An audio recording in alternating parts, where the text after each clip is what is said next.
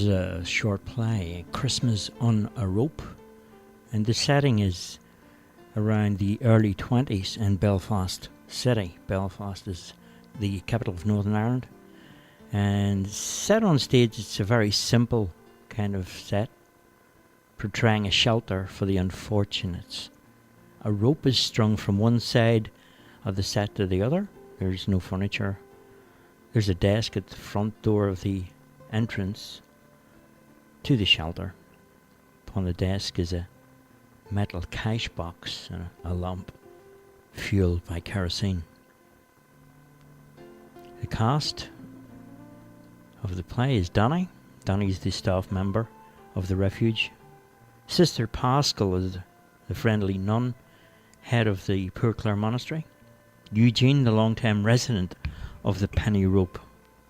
Crazy, also known as troublemaker of the shelter. Madge, a former very rich and elite member of high society who had fallen into the grips of alcoholism. Tucker, major beggar of the city.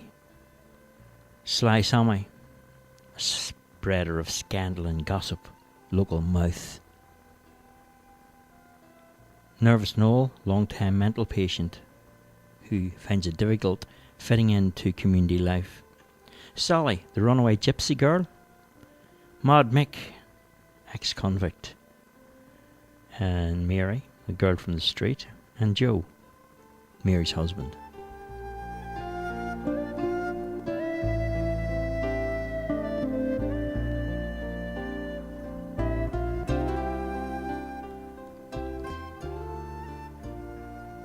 As the play begins, Danny sits behind his desk. He opens the drawer and takes out a large ledger and does some figures before looking at the time from a fob watch in his pocket. And putting the watch back, he pulls a bunch of keys from the other pocket and goes to the door, opens it up, and two men stumble inside to the room from the street. One dressed in a pair of dungarees and a donkey jacket, and the other in an old overcoat. He has a cap on his head and no shoes on both feet. Both men wait by the desk for Danny to sit down. The man in dungarees is spoken to first by Danny.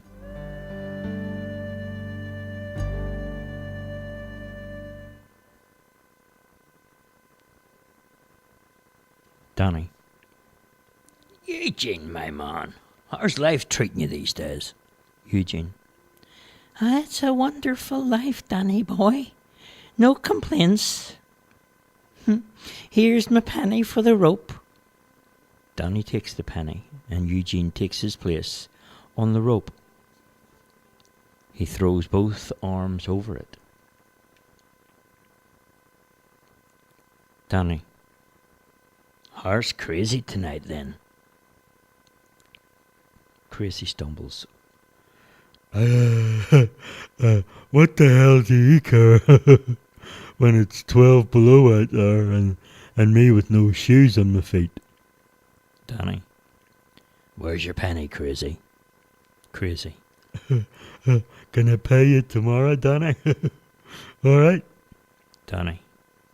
No, it's not alright. You know the rules. No penny, no rope. Crazy gets a bit angry. And he walks over to Danny, standing face to face with him. And he repeats. I said, I'll pay you tomorrow. Danny. No, Crazy. You still owe sixpence from all the other nights, and all the other tomorrows, and all the other yesterdays. So, if you don't have the penny, I'll have to ask you to leave the shelter. Crazy pulls a brown paper bag from his overcoat pocket, and then he pulls the cork from the top of the bottle. Then he puts it to his mouth and takes a swig.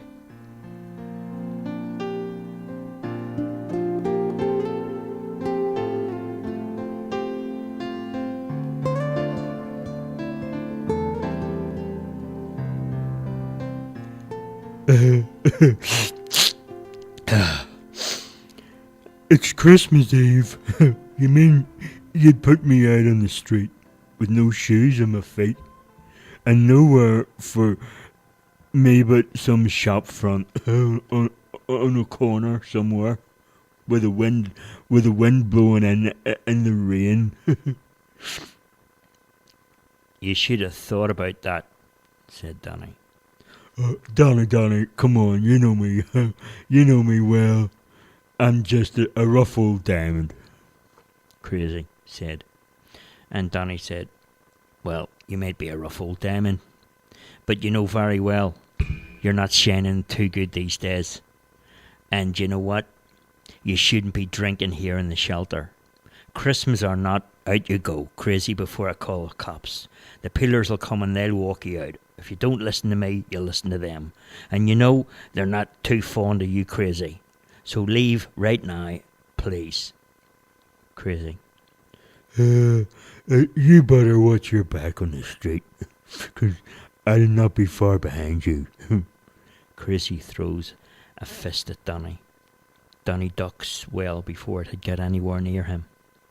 Danny puts his arm around Crazy's neck, and with the other wrist, he twists Crazy's right arm right up his back and marches him quickly to the door. And with one kick to the backside, he says, Danny goes, next time you throw a punch, you better be sober, for I'll knock every last bit of sense out of your head. Do you get it? Good night, Crazy.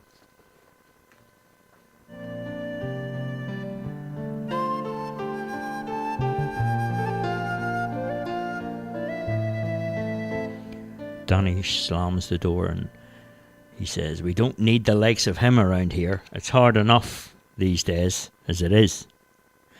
Two more people walk through the door. Sally, the gypsy, who's carrying a tray with shoelaces and thread bobbins on it. She also has a dozen or more flowers and tied up bunches in a little makeshift bucket. The other person is Sly Sammy, who is wearing thick-rimmed lenses over bloodshot eyes and a nose that has been permanently broken. He has a cap on his almost baldy head and trousers with holes and stains all over them. His jacket has been around, seen a few singe marks, and has seen better days. Sally, the gypsy girl, heads straight over to Danny immediately.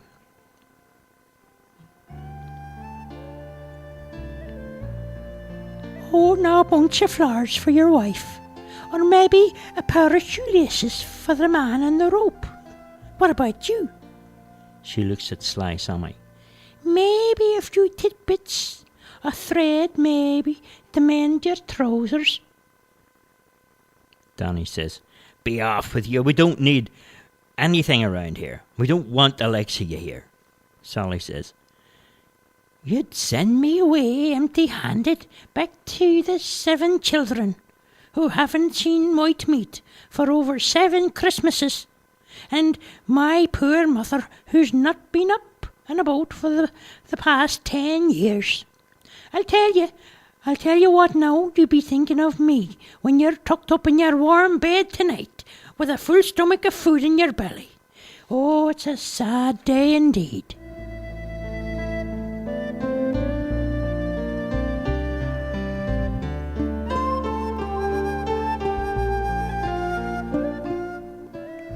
Sly Sammy approached. Come off it, son, and you ran away with the travelling people 6 years ago.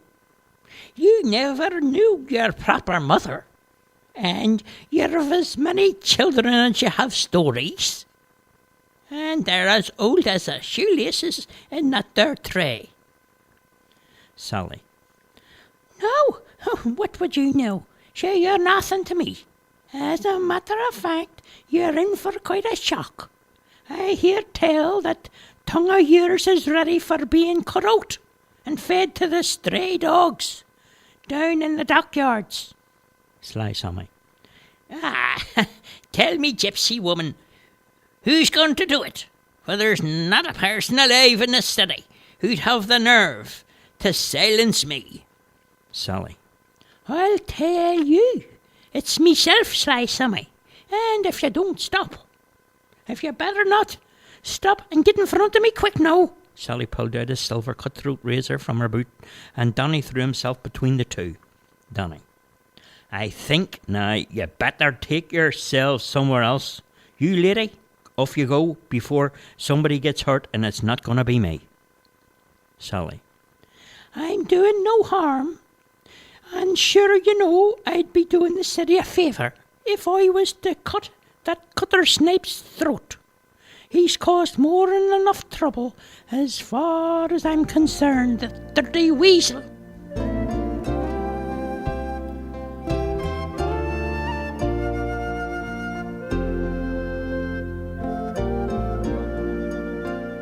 Donny says, all right, that's enough, Sally. On your way now, and have a pleasant Christmas. Sly Sammy. He looks at Sally with an evil look in his eyes, and Sally makes her way slowly to the door. Sly Sammy whistles a tune after her.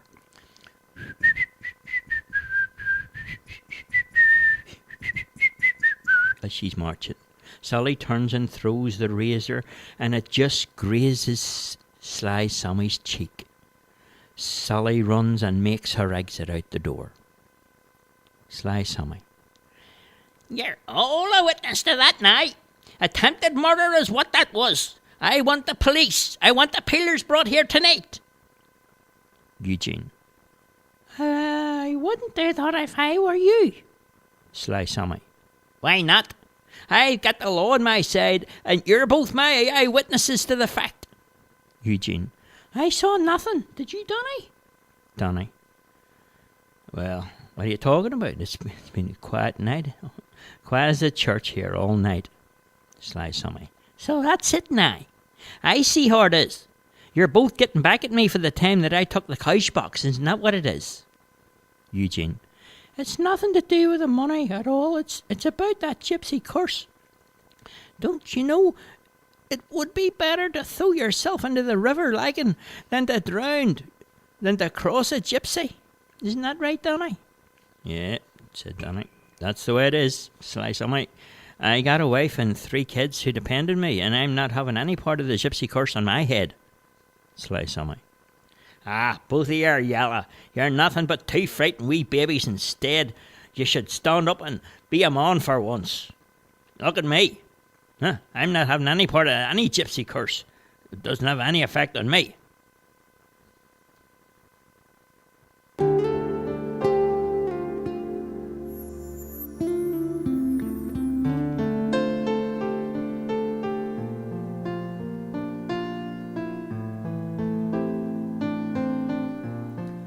I've heard tell, said Eugene. I've heard tell about people who've been touched by the gypsy curse. Sly Sammy. Ah, both of you are yellow bellies. You're nothing but 2 frightened wee babies. Oh, furry stories is what it's. Furry stories. Furry stories? Said Donny. No, I've seen people. And it's not a thing to be taken lightly, the gypsy curse. Sly Sammy. Well, in that case, I'll be keeping my penny and my coin. You can have your rope tonight, and I hope you both choke on it. I'll not be back in this shelter for the new year anyway. And here's another thing. Listen to me. I'll be spreading the news all over the city about this. And you 2 little scurry furry men who go by the name of Donny and Eugene, I'll tell you, a few days you'll be the local joke of the entire city. Donny. Well, that's fine, but I don't think you'll live that long. I've seen that look before in people's faces. Sly Sammy. What like you talking about? Donny. I wouldn't like to tell you, and wouldn't you like to know? Sly Sammy. Yeah, come on, Donny, tell me. What are you talking about? What look? Donny. Don't you see it too, Eugene? Oh, yes, Eugene said. I see it indeed, I do. Sly Sammy. What is it you see? Tell me. Donny. Ah, well, you wouldn't want to know, Sammy. Eugene. No, you wouldn't want to know. It's not a pretty pleasure, not a pretty picture indeed. Donny. I think you better be off now while you still can, Sammy. Sly Sammy. Ah, you're both away in the head. Mad as hell. telling you, you're mad. Sly Sammy makes his exit through the door. And Danny and Eugene have a look at each other and snigger. And they both burst out in fits of laughter.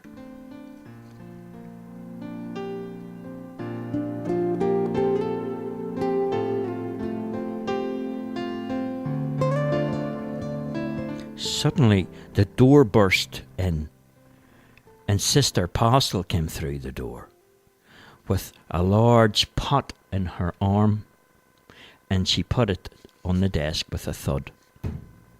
Eugene. Well, if it's not the friendliest face this side of heaven. Hello, Sister Pascal, how are you? Sister Pascal.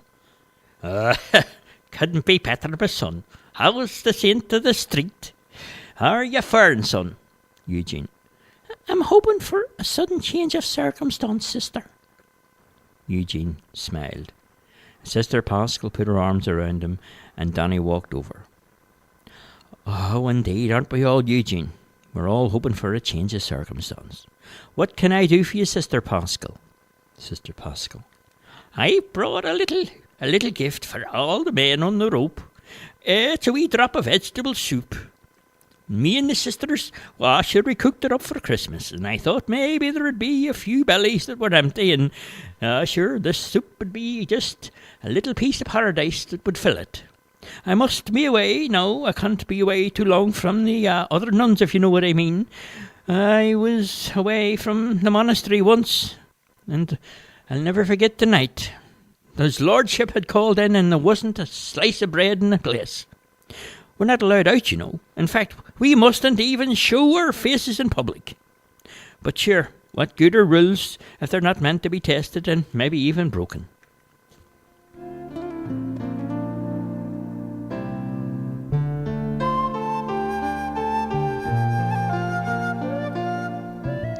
And Danny lifted the lid off the pot of soup, and the room was filled with the tasty aroma of the good drop of God's own brew. And just as Sister Pascal made her exit, two more came in the door, a woman and a man. The first, an elderly lady, dressed in a fur that had seen better days. Her hair was well scattered, and right behind her was a young man. The man was well dressed, but shaken right from head to foot. Not from the cold, but from his bad nerves. Danny. What can I do for you? Mrs. Mr. Mags. The name is Margaret, but you might call me Mags. Danny. Right, Mags. Is there anything I can do for you? Mags. I must confess I'm rather embarrassed, you see. I've misplaced the keys to my house, and I have no place to stay tonight. And, I was directed to come here, where I'm told I may be able to find shelter. Danny.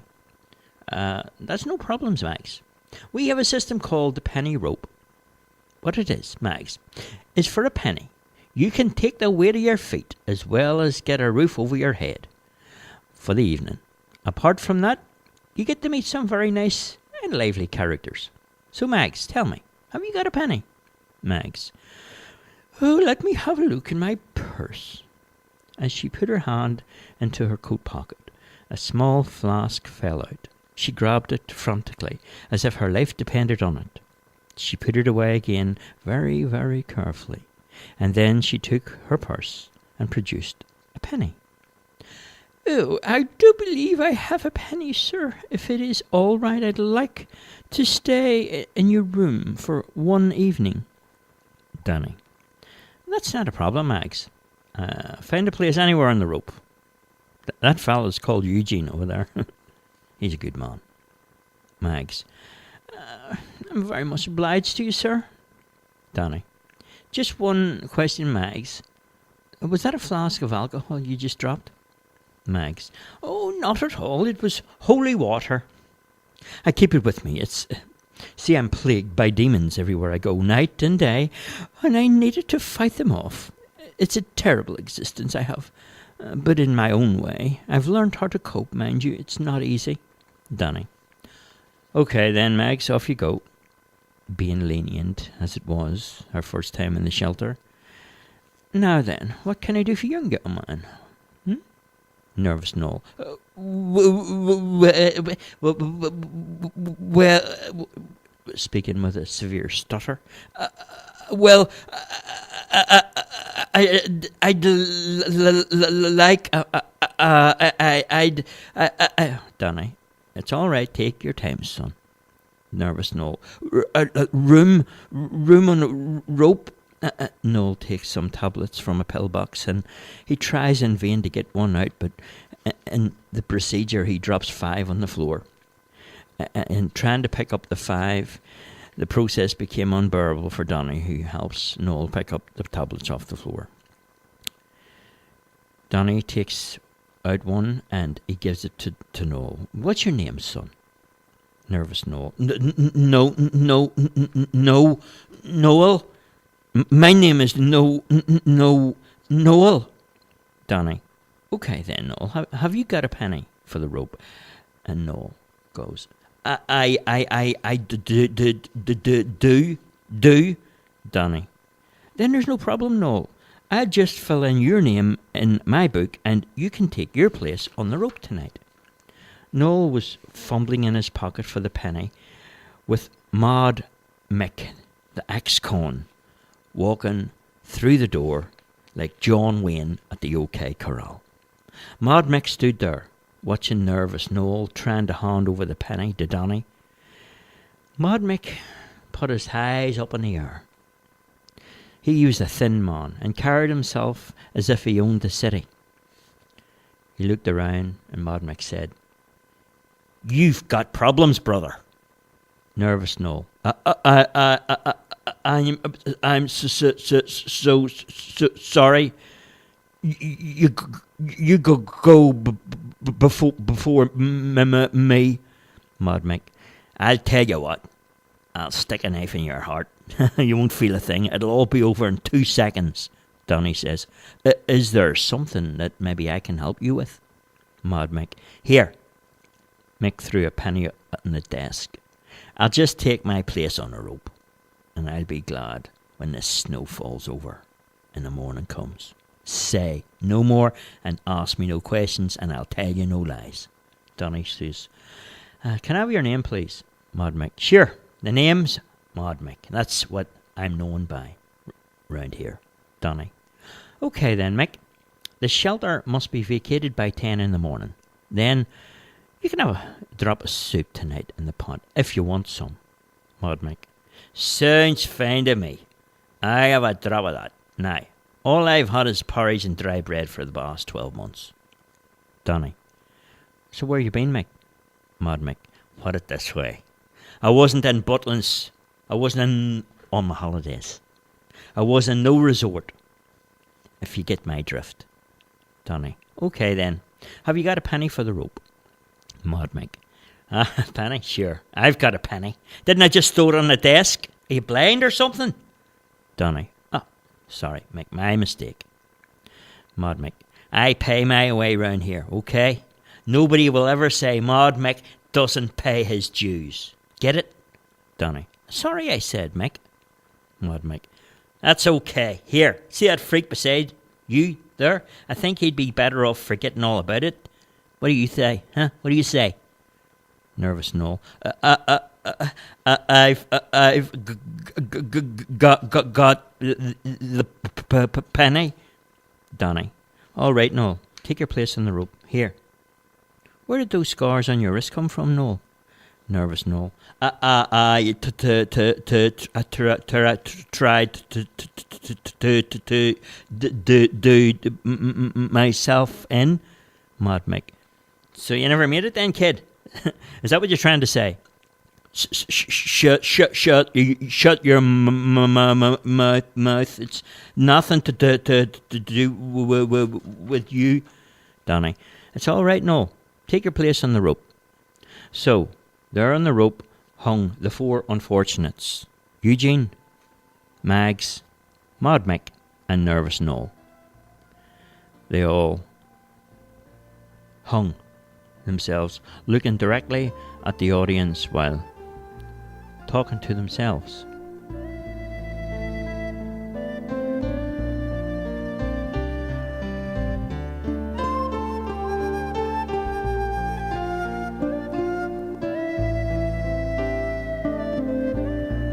Madme. So tell me, what's your name again? Eugene. I'm Eugene. And you? I'm called Maud Mick. Not by nature, of course. Eugene. What do you mean? Is your own man? Is that what you mean? Madme. In a city like this, tell me, Eugene, who's not their own man? Eugene. You got a point there, Mick. Madme. So tell me, Eugene, what do you do for a crust? Eugene. I'm a painter. Madme. What, houses, buildings? Eugene. No, faces. Madme. So you're an artist then, are you, Eugene? Eugene. Not by choice, not by nature, just by the gift I have. Madme. Point taken, Eugene. Can you paint me? Look, this face of mine, what do you think? Eugene goes very quiet. Nervous Noel butts in. Shut your mouth. Madme. Listen here, flea brain. Next time you open your mouth, I'll stick my boot in it, okay? Danny. All right, gentlemen. Now, who's for some soup? Just then, one more person walks in to the shelter. He's helped with a walking stick for an aid as he hobbles over to the desk. Danny. Tucker.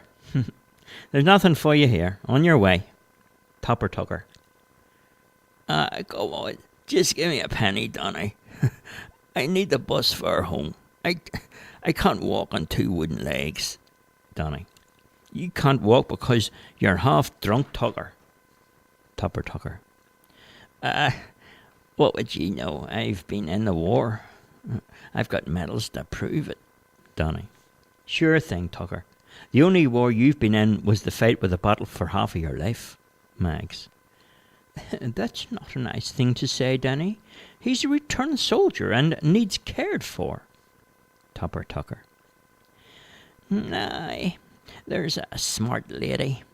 Tucker walks over to Mags. Have you got a spare penny, missus? I need the bus fare home. Mags. I'm sorry, chap. I'm a little strapped for cash. A little embarrassed right at this particular point in time. Nervous Noel. Here, I've a penny. Topper Tucker stands for 2 minutes, watching Nervous Noel trying to get the penny out of his pocket.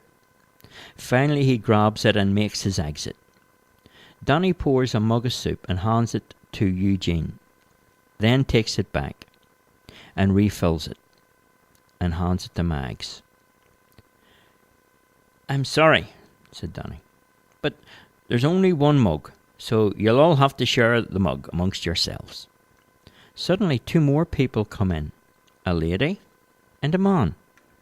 The man has a hood over his head, and Danny returns over to the desk.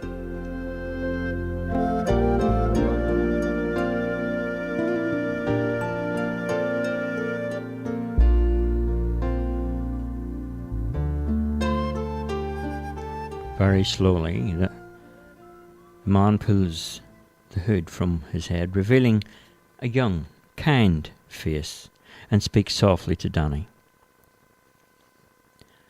God bless all here. Danny.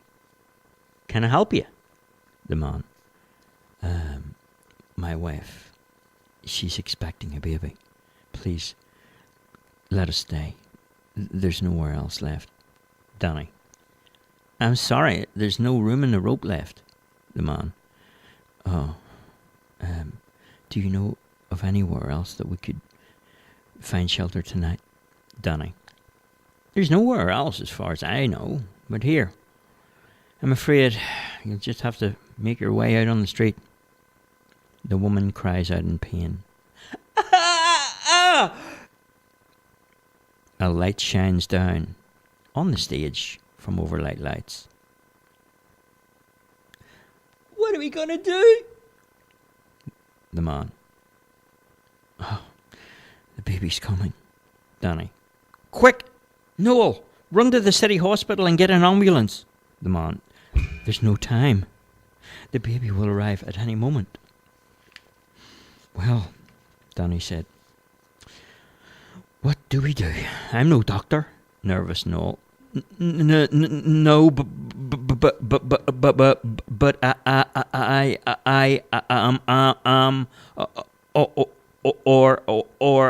I used to be before the accident.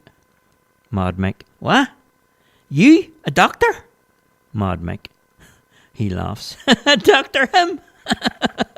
Nervous Noel. Shut your mouth.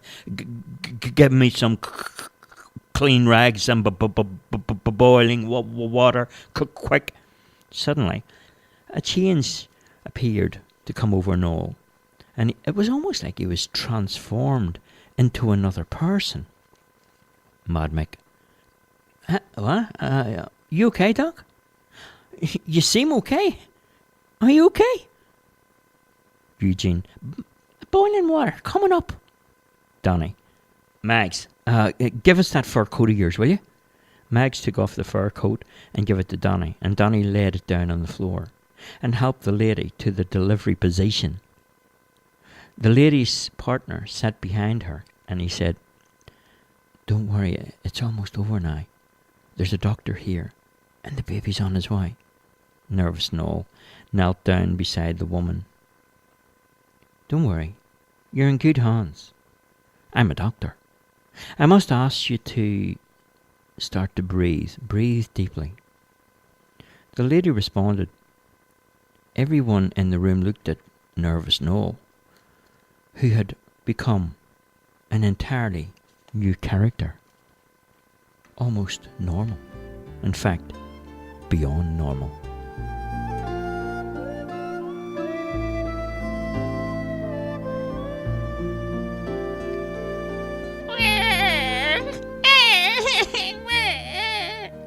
A few moments later, the little baby entered into the world, crying and singing.